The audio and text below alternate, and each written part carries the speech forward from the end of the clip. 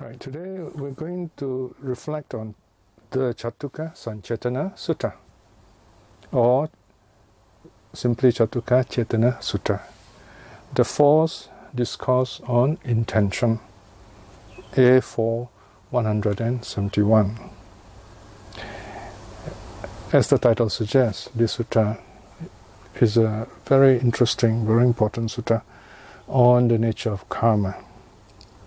Basically, the sutta is telling us that even when we are not clearly aware our sampajana, we can still commit bad karma through the three karmic doors, that is body, speech and mind. So the idea here is to be mindful, to not only mindful but also to be fully aware. In other words, we know what's going on around us and responding accordingly.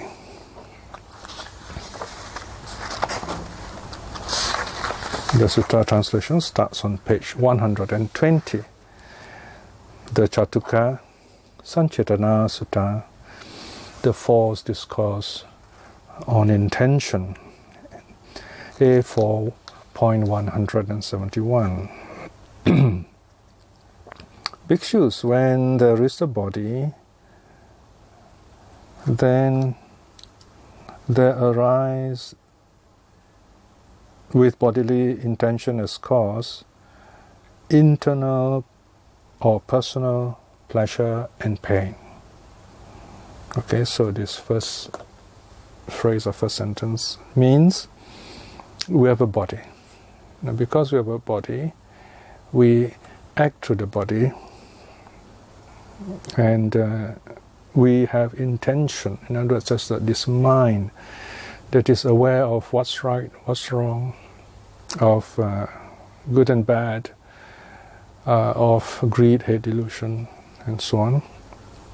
So when we act rooted in intention, rooted in the three unwholesome roots or three wholesome roots, then karma is created. Here the intention refers to the negative or unwholesome roots. Of course, there is the mind behind all this karma, all this action. The mind is the intention, or the intention is the mind. So this first part is about the body, bodily action. Bhikshus, when there is speech, that means when we speak, then there arise with verbal intention as cause, internal pleasure and pain, right? So in the case of the body, it's also the same, right? When there's a body, there's intention, we act, and there arises internal or personal pleasure and pain. I mean, you like it or you don't like it. Same thing with speech. So in other words, there is intention, then we talk. 3. Bhikshus, when there is mind, then there arise with mental intention as cause, internal pleasure and pain. Right, so there we have this thought going on, and some thoughts we like, some thoughts we don't like. And all these three we like, the sutta continues, with ignorance as condition. Right? So when we commit this karma with all this negative intention because of ignorance. Now, we often talk of the three unwholesome roots as greed, hate, delusion.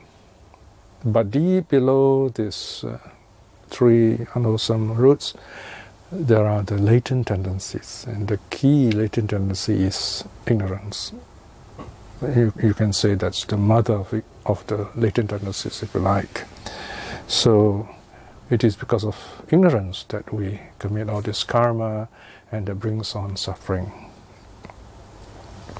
Alright, so this is a first general statement talking about the three doors of action and how through ignorance we create karma through body, speech and mind by being drawn to something that we like in what we do or speak or think. And we react with hatred or anger towards something that we do not like, in other words, something that we see as unpleasant. Now the second part.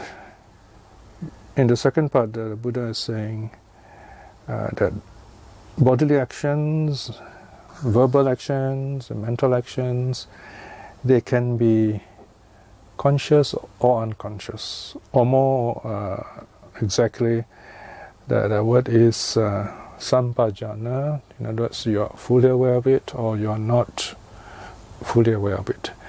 Now here when we say not fully aware, it doesn't mean you are partly aware, it means you are totally unaware. So there's something you have to know about the way the terms are used here. Okay? In this case, the negation. Okay? Here the problem is the English translation actually. In other words, when we say fully aware, the opposite should be fully unaware. Okay? Alright, so here there are three parts. First part is on the bodily action, second part is on verbal action, third part on mental action. And the passages kind of repeat themselves for each of the sections. Alright, let's look at section 5. Either by oneself, bhikshus, one creates bodily formation, condition by which there arise internal pleasure and pain.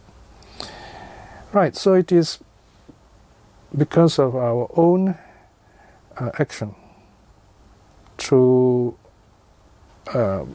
thinking about ourselves or considering our abilities and so on. So in other words, self-motivated in this case, we create bodily formations. Here bodily formations refers to the karma that we create that is body-based actions, right? Of course, in the case of the 5 precepts, would be killing, stealing, sexual misconduct. On the good side, bodily action would be, let's say, walking towards a Buddhist center to meditate, or giving alms to the monks and nuns and the needy, and being kind to others, to bodily action. And because of these bodily formations, you enjoy it or you don't enjoy it, depending on how you perceive this action you have done. Then section 6 starts with all. On account of others, bhikshus, one creates bodily formation, condition by which there arise internal pleasure and pain. Okay, here it doesn't mean that other people make us create the bad karma. In other words, the bad karma arises because of other people, as if there's a transference of karma, and that doesn't happen, that cannot happen. Here the meaning is on account of others. In other words, when you, in the first verse just now, preceding verse, you yourself, you think of yourself and say, okay, this is what I think. In the second case, it is the way that we look at other people, maybe through conceit. We think of people in a certain way, we think that, we are better than them, so we act in that certain way, and that's bodily formations, and we like it or we don't like it. Another meaning is that our actions can affect other people, right? So, or we can be affected by other people. So here it's a kind of a reminder, even a warning, that we have to be very be aware. We have to be perceptive that we do not arouse greed, hate, or delusion in others. So we can, in other words, incite or induce people to do wrong things. That's possible. Of course, the ultimate reality is the person himself or herself doing the action. Merely by, say, having a negative intention towards someone doesn't make that person bad.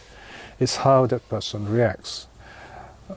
And conversely, when someone has negative intention towards us, it doesn't make us bad automatically. It depends on how we respond or how we react to that kind of attitude towards us, if you like. In this sense, it means on account of others, we create these bodily actions. In other words, we act in response to how others treat us, basically.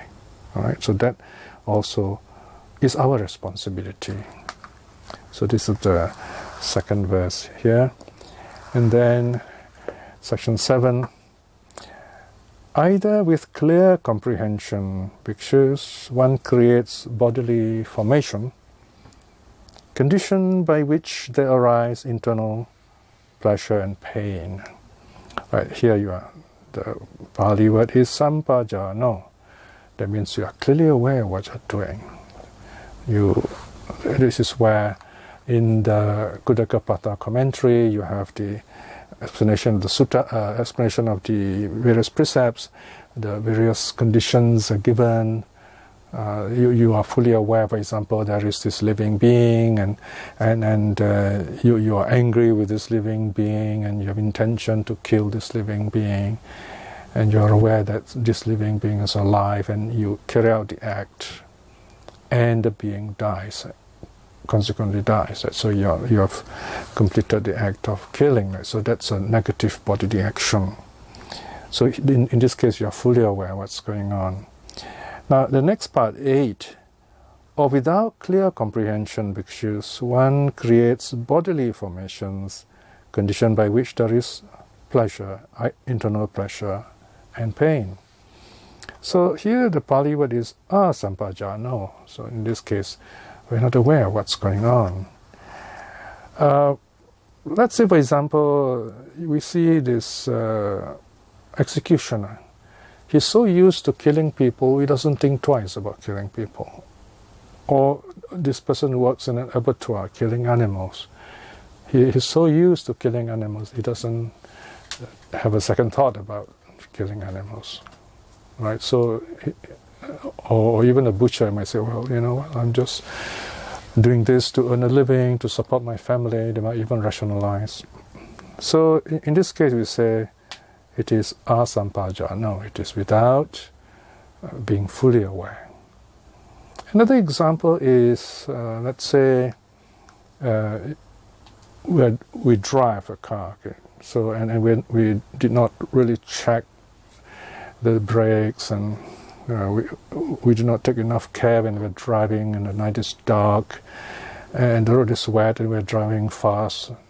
Yet we know there are possibly people who might cross the road, and then we knock somebody down, and that person dies. Let's take a worst case scenario. Then we rationalize and say, oh no, it's not our fault, you know, the car's brakes are not good, and the road is dark and wet and so on. But those are circumstantial. What is meant here is that we can actually prevent this accident from happening. We could have checked the brakes, we could have driven more carefully, have brighter lights, whatever, and so on. The point here is that we have to take every care before we do an action. Of course, it is true that sometimes we may be most careful, but still accidents happen. Then we can say the act is unintentional. That's different, right? So here we're saying that bad karma can be committed without us even knowing it, because we are doing it out of habit. For example, someone may have the habit of speaking harshly, and he's not aware that the way he talks hurts people, and someone gets very badly hurt and he feels depressed, unhappy, and so on. So there is bad karma created in that sense. So we need to be fully aware also. So this is where mindfulness comes in very significantly. So this is something worth reflecting on. And all this apply to the next big section on verbal actions. All right. So I'll just read the section. Section 9. Either by oneself, bhikshus, one creates verbal formation, condition by which there arise internal pleasure and pain. So through your own action, you can speak, and then you create this speech karma. You like it, you don't like it. 10. Or on account of others, bhikshus, one creates verbal formation, condition by which there arise internal pleasure and pain. So this way, for example, someone says something bad to you, then you retort with kind of angry words too. So this is an example where it's on account of someone else. 11. Either with clear comprehension, bhikshus, one creates verbal formation, condition by which there arise internal pleasure and pain.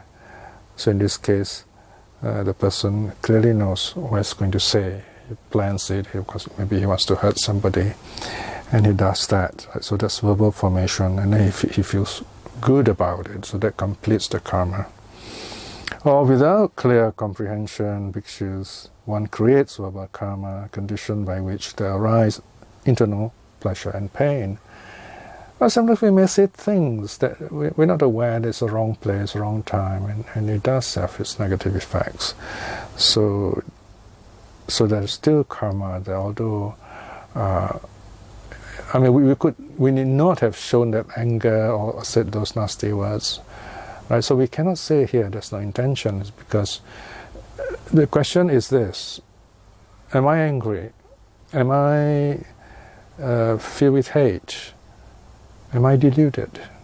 And the last part is quite difficult to answer.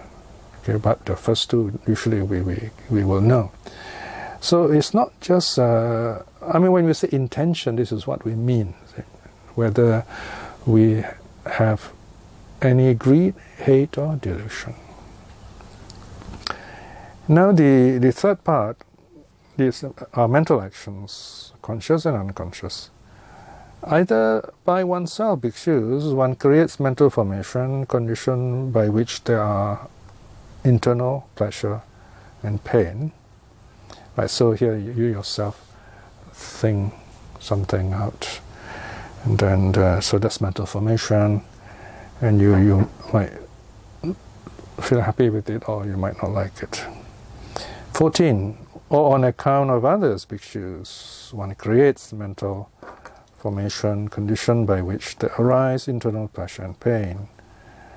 Right, so in this case, maybe someone said something to you, and then you think about it, and then you kind of build up that karma. Okay, so that's called mental formation, and you react according to, you like it, you don't like it. Section 15. Either with clear comprehension, bhikshus, one creates mental formation, condition by which there arise internal pleasure and pain, or without clear comprehension, bhikshus, one creates a mental formation, condition by which there arise internal pleasure and pain. So here again, it's very interesting here. We can think without clear mindfulness, right? We can just somehow let the thoughts come, and then we don't realize how these negative thoughts are actually working on us, right? So we have to kind of be very mindful, and then say, oops, this is wrong, I better stop thinking this way. So that's the meaning here. Right, so this part about the karma ends here, and the closing section is about the dependent ending of karma.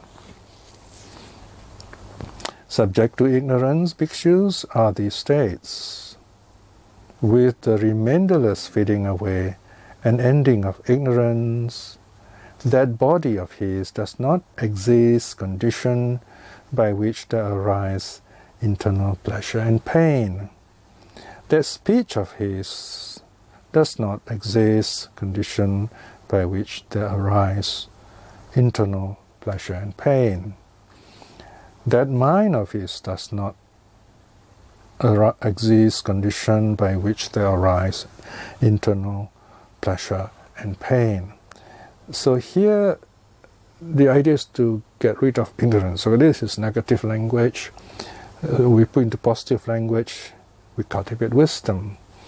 So when we are wise, when we know what's going on before we act with our body, and we correct it, we refine it accordingly with our speech, with our minds. Right? So that's the meaning of getting rid of ignorance.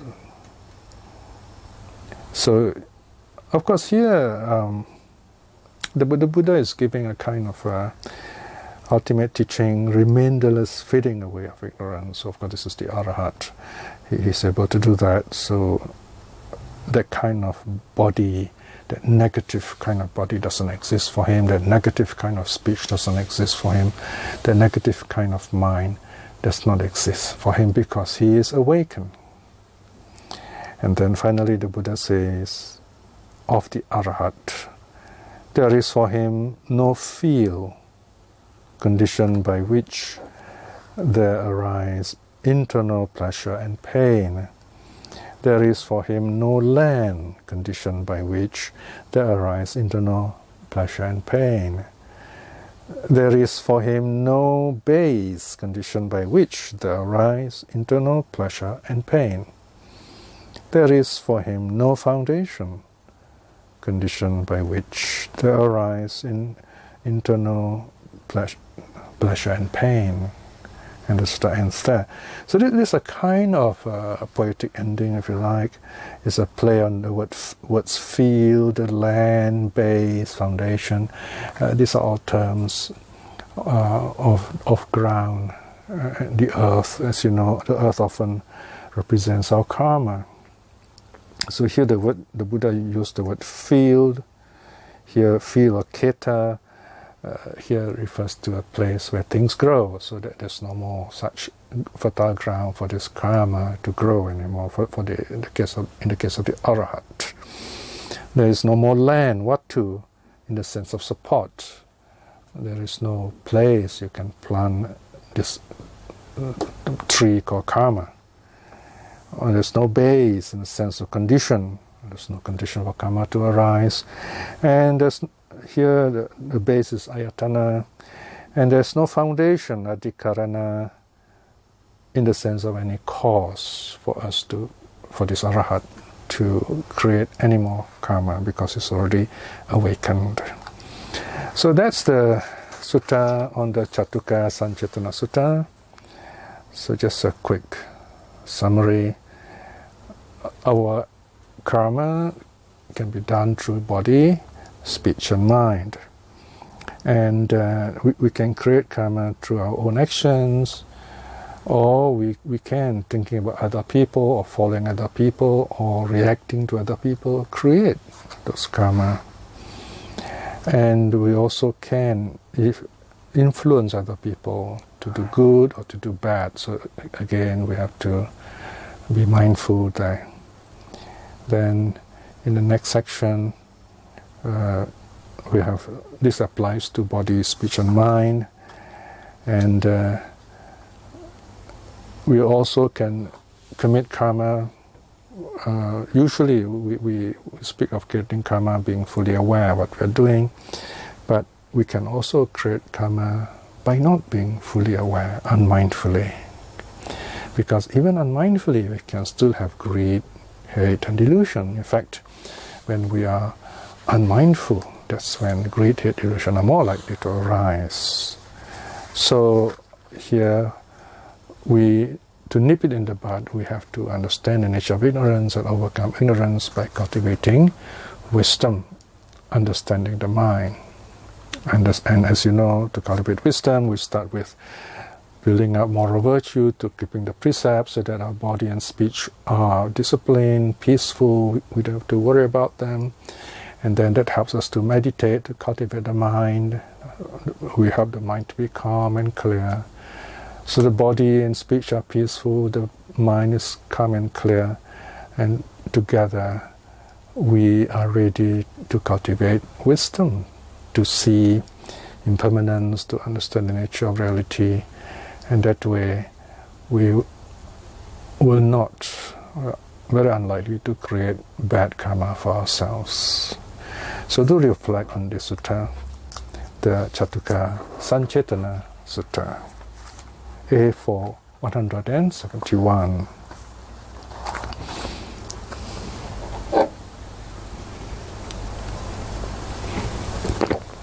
And now let us close with a short reflection. The Buddha teaches us that we are all capable of being responsible for our actions. We are capable of self-effort.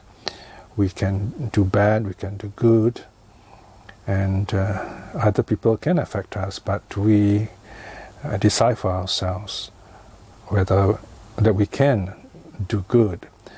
This is a very positive message, showing that we can take charge of our spiritual destiny. Reflecting in this way is very good karma, but the power of such good karma. May we be blessed with good health, peace of mind, wisdom, and the courage to aspire to at least attain stream winning in this life itself. By the same power of the three jewels and all the good deeds we have done, may our family and loved ones to be well and happy. May those who are practicing the Dharma in accordance with the Dharma to attain the fruit in this life itself. And may those who are lost or teaching the wrong things to see the true teaching and return to the path in this life itself. May all beings be well and happy. Sadhu, sadhu, sadhu.